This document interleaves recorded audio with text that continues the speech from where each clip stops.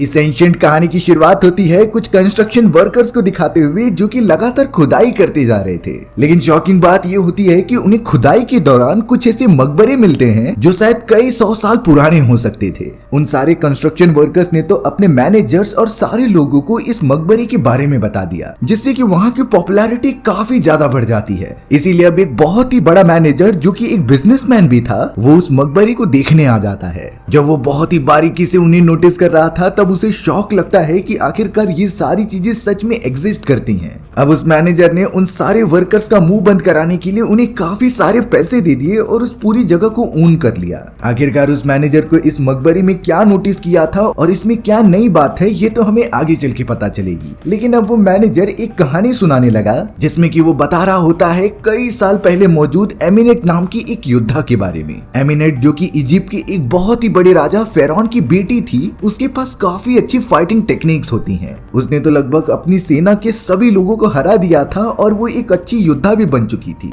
Egypt के राजा की बेटी जिसका नाम फेरौन था, उनकी एमिनेट सिर्फ एक ही बेटी होती है। इसीलिए ये बात क्लियर थी कि राजा फेरौन के जाने के बाद सारी की सारी सत्ता एमिनेट के हाथों लगने वाली है। एमिनेट इस बात से काफी ज्यादा खुश रहती और वो बिना कोई टेंशन के अपनी जिंदगी गुजार रही थी। लेकिन अब कुछ समय बाद ही राजा फेरौन की दूसरी वाइफ से उसका एक बेटा पैदा होता है। राजा ने तो ये ऐलान भी कर दिया था कि उसके बाद उसकी पूरी संपत्ति और सभ्यता उसके बेटे के नाम हो जाएगी। जब ये बातें राजकुमारी एमिनेट को पता चली तो वो बहुत ही ज्यादा गुस्सा हो जाती है, क्योंकि उसने तो सोचा था कि उसके फादर सारी संपत्ति उसके नाम करेंगे। लेकिन अब उसका बेटा पैदा होने के कारण वो सारी संपत्ति उस छोटे बच्चे की हो जाएगी। एमिनेट तो इस बात से बहुत गुस्सा हो जाती है कि उसकी संपत्ति अब उसके हाथ से चली गई है। वो बिल्कुल भी अपने फादर को माफ नहीं कर पा रही थी, क्योंकि ये सपने उसने देखे थे। इसीलिए अब एमिनेट सीधा चली जाती है डीमंस के पास, जो कि डेथ डीमन थे, यानी कि वो मौत के शैतान होते हैं जिनके पास बहुत सारी काली शक्तियां मौजूद थीं। एमिनेट ने तो उन सारे डीमन से वादा किया कि मैं तुम्हें इस दुनिया में लेकर आऊंगी, लेकिन इसके लिए मुझे तुम्हारी काली ताकतें चाहिए जिससे कि मैं अपने साम्राज्य पर कब्जा कर सकूं। मौत के शैतान इस बात के लिए रेडी हो जाते हैं और वो तो एमिनेट को एक हथियार देते हैं जिससे कि वो इस दुनिया में आ सके। एमिनेट जिसके अंदर बदले की भावना मौजूद थी, वो सीधा जाकर उस खंजर की मदद से अपने फादर और उसके बेटे को जान से मार देती है। जिसके बाद अब डेथ डीमन को इस दुनिया में लाने के लिए उसे एक आदमी को चुनना था। वो अपने एक सिपाही को चुन लेती है और उसे सीड्यूस करती है। जिसके बाद अब एमिनेट को वो रिचुअल कंप्लीट करने के लिए हथियार की मदद से उस आदमी को जान से मारना था। वो जैसे ही ऐसा करने गई तभी अचानक बहुत सारे सिपाही वहां पर आ जाते हैं। उन सिपाहियों को ये पता चल चुका था कि एमिनेट ने ही अपने फादर और उसके बेटे को जान से मारा है। इसीलिए अब एमिनेट को रंगे हाथों पकड़ लिया जाता है कत्ल करने के दौरान। ये तो एक बहुत ही बड़ा गुनाह था, इसीलिए एमिनेट को जिंदा मम्मी बनाकर एक ताबूत में बंद करके रख दिया गया। उस ताबूत को तो बहुत दूर रखा जाता है जिससे कि कोई भी उसे ओपन ना कर सके, और तब से ही एमिनेट को उसके अंदर कैद करके रखा गया था ताकि उसे सजा मिलती रहे। अब हमें यहाँ कई समय बाद का सीन दिखाया जाता है जहाँ इराक के अंदर निक और क्रिस नाम के दो सोल्जर्स मौजूद थे। दरअसल ये दोनों कुछ टेररिस्ट से फाइट कर रहे होते हैं जो कि इलीगली उनके टेरिटरी में घुस रहे होते हैं। हालांकि टेररिस्ट की संख्या बहुत ज्यादा थी, लेकिन निक और क्रिस उनसे काफी अच्छी तरीके से फाइट करते हैं और उन सभी को पूरी तरीके से खत्म करते हुए अपनी बटालियन के पास पहुंच जाते हैं।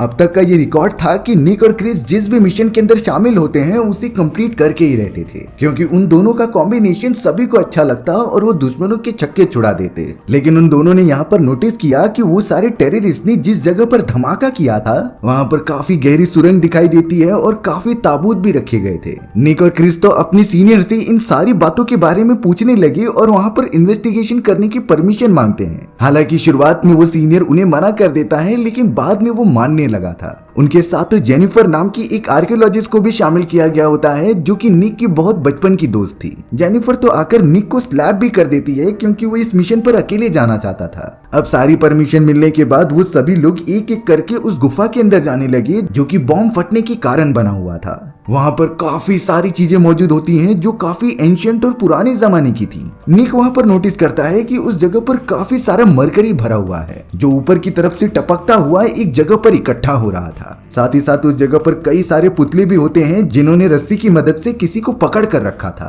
अब निक को नहीं समझता कि आखिर ये चीजें क्या हैं और जेनिफर ने उन्हें पहले ही समझाया था कि एंशिएंट चीजों को जरा भी टच करने की कोशिश मत करना, लेकिन निक ने वहां पर मौजूद उस रस्सी को तोड़ दिया होता है, जिसने कि उन सारे स्टैचूज ने जो रोप पकड़ी हुई थी वो पूरी तरीके से टूटने लगी और मरकरी से भरे हुए लिक्विड में से वो बड़ा सा ताबूत बाहर निकलता है। ये ताबूत और किसी का नहीं बल्कि उसी खतरनाक लेडी इमनेट का था। अब ये बातें तो उन्हें पता नहीं होती और वो वही सोच रहे थे कि ये एक एंशिएंट चीज है, इसीलिए इस ताबूत को हमें लेकर जाना चाहिए। लेकिन ताबूत जैसे ही बाहर निकला तो वहां पर काफी सारी अजीब तरीके की मकड़ियां आ जाती हैं। ये मकड़ियां सीधा क्रिस की बॉडी पर चली गई थी और उनमें से एक ने क्रिस को काट भी लिया होता है। काटने के बाद क्रिस की तबीयत काफी ज्यादा खराब होने लगी, इसीलिए उसे रेस्क्यू के लिए ऊपर लेकर आया गया। उस ताबूत को भी अब मिलिट्री वालों ने अपने पास ऊपर की तरफ ले लिया होता है। जब निक उस गुफा से बाहर निकल रहा था तो वो अपने आसपास बहुत सारे कौवे को नोटिस करता है। ये काफी अजीब बात थी, लेकिन निक ने फिलहाल के लिए इन बातों पर गौर नहीं किया। वो सभी लोग मकबरे और वहां से मिली हुई सारी एंशिएंट चीजों को प्लेन में लोड कर देते हैं और वहां से निकल पड़ते हैं अपनी एक बहुत ही बड़ी रिसर्च लैबोरेटरी में।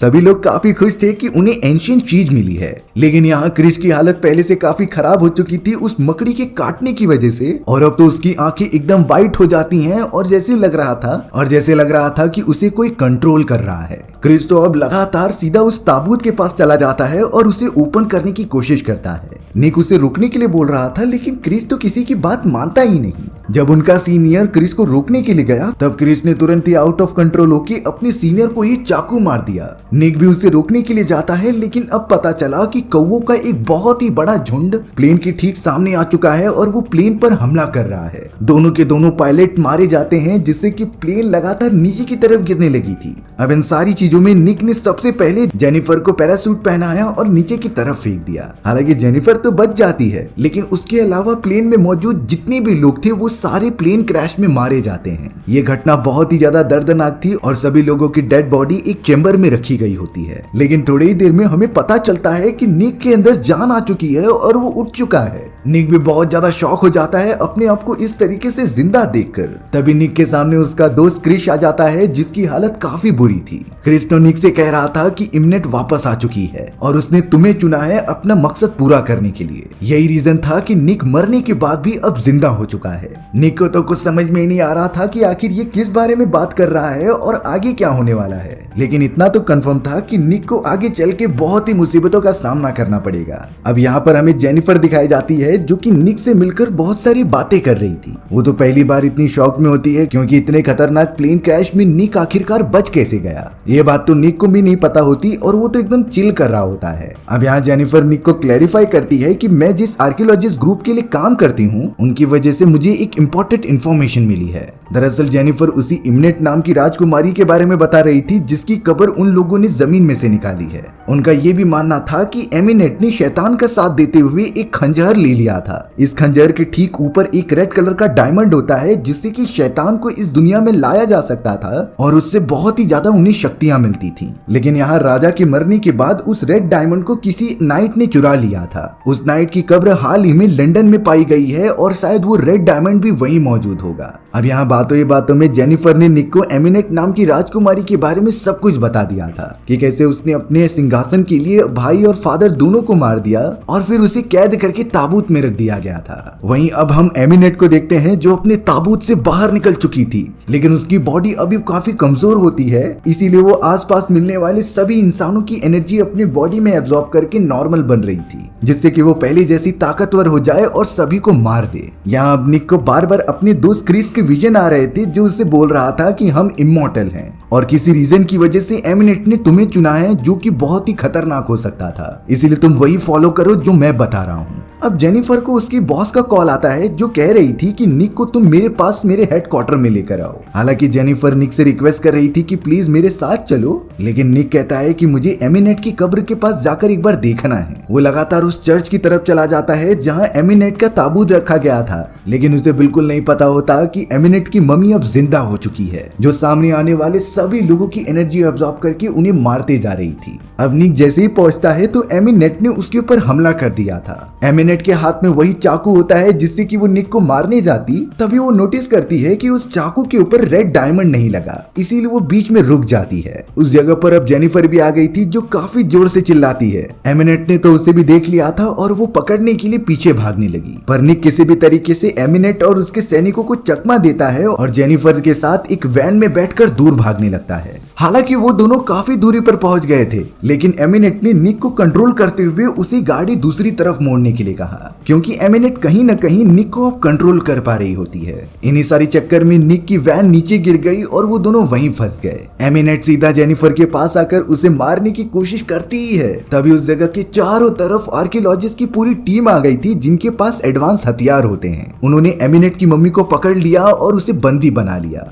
वो लोग तो निक और जेनिफर को भी बंदी बनाकर अपने साथ हेडक्वार्टर की तरफ लेकर चले आते हैं। तब जाकर ये पता चला कि वो सभी आर्कियोलॉजिस्ट के लोग हेनरी नाम के उसी मैनेजर के हैं जिसे कि हमने कहानी के पहले सीन में देखा था। हमें अब हेनरी को दिखाया जाता है जो निक को ये बता रहा था कि मैं भी एक मॉन्स्टर हूँ, लेकिन मैं मॉन्स्टर में कभी कन्वर्ट नहीं होना चाहता, इसीलिए मुझे ये इंजेक्शन लेना पड़ता है और मैं चाहता हूँ कि एमिनेट जिस शैतान को इस दुनिया में लाना चाहती है वो मेरे लिए काम करे और मुझे ठीक कर दे। यही रीजन होता है कि हेनरी अपने पूरे पैसे और सारे बिजनेस को दांव पर लगाकर उस चाकू को ढूंढ रहा था जिसके ऊपर वो रेड डायमंड मौजूद है। हेनरी ने तो एमिनेट को बंदी बनाकर रखा होता है और उसे पूरी जंजीरों से कैद करके रख दिया था, लेकिन एमिनेट पूरी तरीके से ट्राई कर रही थी कि वो उस जगह से आजाद हो जाए। उसने तो एक छोटी सी मकड़ी को काबू में किया और उसी की एक इंसान की बॉडी में डाल दिया, जिससे कि एमिनेट उस एम्प्लॉय को कंट्रोल कर पा रही थी और वो जल्द से जल्द उस जगह से आजाद भी हो जाती है। एमिनेट तुरंत ही उस जगह पर जाने लगी जिससे कि उसके पास वो रेड डायमंड मिल जाए। हेनरी ने अपनी इन्वेस्टिगेशन की मदद से उस रेड डायमंड का पता लगा लिया था जिसे कि अब एमिनेट भी जानती है, इसीलिए वो उसी ताबूत की तरफ जाने लगी जहाँ पर उस नाइट की डेड बॉडी होती है। यहाँ पर अब इंजेक्शन ना लेने के कारण हेनरी उस शैतान में कन्वर्ट होने वाला था, लेकिन अब निक ने उस इंजेक्शन को लेकर उसे टॉर्चर करना स्टार्ट किया कि हमें सारी सच्चाई बता दो कि वो रेड डायमंड कहाँ पर मौजूद है। हालांकि हेनरी बता नहीं रहा था और वो धीरे धीरे मॉन्स्टर में कन्वर्ट होता है, लेकिन आखिर में वो उसके बारे में बता देता है, जिसके बाद निक ने उसे इंजेक्शन दे दिया था। हेनरी एकदम से नॉर्मल हो जाता है, जिसके बाद अब निक और जेनिफर तुरंत ही बाहर की तरफ निकल गए उस डायमंड को लेने के लिए। लेकिन अब एमिनेट भी आजाद हो जाती है जो कि उनके ठीक सामने खड़ी थी। एमिनेट किसी भी हालत में निक को अपने पास बुलाकर अपने रिचुअल को कंप्लीट करना चाहती है ताकि वो उस शैतान को इस दुनिया में ला सके, और इस दुनिया में आने के बाद उस शैतान की सारी पावर्स एमिनेट के बॉडी में आ जाएंगी। एमिनेट ने तो पूरे शहर में निक का पता लगाने के लिए वहां पर काफी बड़ा रेतीला तूफान ला दिया था जो सारे के सारे बिल्डिंग्स और सभी लोगों को मारते जा रहा होता है। निक और जेनिफर तो अपनी जान बचाकर किसी भी तरीके से एक अंडरग्राउंड टनल में आ चुके थे, लेकिन एमिनेट उन्हें वहां पर भी नहीं छोड़ती, बल्कि उसने तो कुछ मुर्दों को जिंदा करके उन दोनों के पीछे लगा दिया था जो कि उन्हें जिंदा पकड़ कर लेकर आएंगे।